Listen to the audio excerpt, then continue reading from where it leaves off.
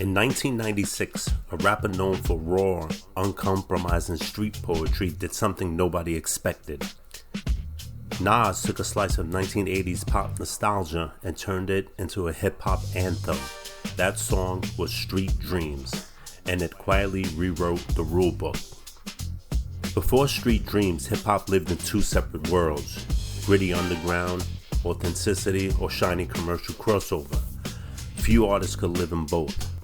Nas, the voice behind Illmatic, hip-hop's gold standard for lyrical purism, was about to prove those worlds could collide.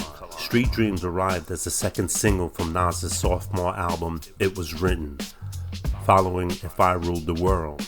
The album marked the deliberate pivot from underground cult favorite to something far bigger, a mainstream cinematic vision of rap stardom. The results were staggering. It Was Written debuted at number 1 and went triple platinum, multiplying Nas's audience many times over.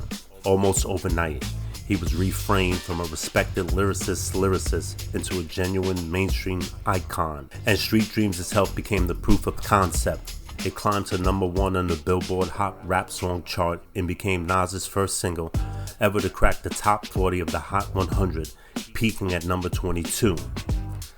That chart performance mattered. It showed the industry and other artists that you didn't have to sand down your street credibility to sell records. You could keep your edge and still reach millions.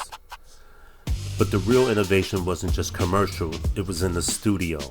Nas and production duo Trackmasters didn't just loop a familiar sample and rap over it, they rebuilt something entirely new from a pop classic. That classic was the Eurythmics' 1983 hit, Sweet Dreams Are Made of This. Instead of sampling it outright, the production team custom interpolated its haunting melody, replaying and reshaping it into something darker, moodier, and mistakenly hip-hop. The distinction is crucial. An interpolation isn't a shortcut, it's a recomposition. It takes real musicianship to recreate melody's emotional DNA while transforming its context entirely. That's exactly what happened here.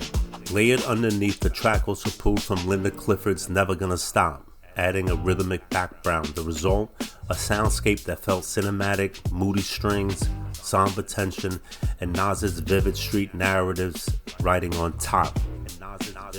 This is the blueprint Street Dreams pioneered, the art of weaving unmistakable pop culture touchstones into hardcore street storytelling without losing an ounce of artistic integrity. It's a formula countless rap hits would follow for decades later. The song didn't stop at one version. A remix soon followed, featuring R&B star R. Kelly, adding an entirely new dimension to the track's crossover appeal and pulling it even further into mainstream radio rotation. That remix layered in fresh samples too, the Isley Brothers' Choosy Lover, and elements of Marvin Gaye's Mercy Mercy Me. It was a masterclass in genre blending, stacking soul and R&B legend underneath Nas's verses. The remix even reached television screens, performed live on Nickelodeon's All That in February 1997, introducing Nas' cinematic street stories to an audience far outside hip-hop's traditional core. Then came the visuals. Director Hype Williams, already reshaping what rap music videos could look like, built a big-budget short film for Street Dreams, modeled after Martin Scorsese's Casino. The video featured actor Frank Vincent, echoing his own mob movie pedigree, alongside model and actress Kenya Moore. It was glossy, dramatic, and expensive, a visual signal that rap could command the same scale as Hollywood. It was filmed in Las Vegas in September 1996, around the same time as Tupac Shakur's murder, a haunting backdrop to a video already steeped in themes of fate, ambition, and morality. Even the smallest touches were deliberate. The song opens and closes with a sample of Mickey and Sylvia's Love is Strange, bookending the track in another layer of musical history. By January 1997, Street Dreams was certified gold by the RIAA, but its real legacy wasn't a plaque, it was a formula. Take a familiar melody, rebuild it, and marry it to a genuine street narrative. That formula became a blueprint the entire genre would reuse, proof that commercial ambition and lyrical authenticity were never actually opposites. Nas has shown hip-hop how to dream bigger without losing itself.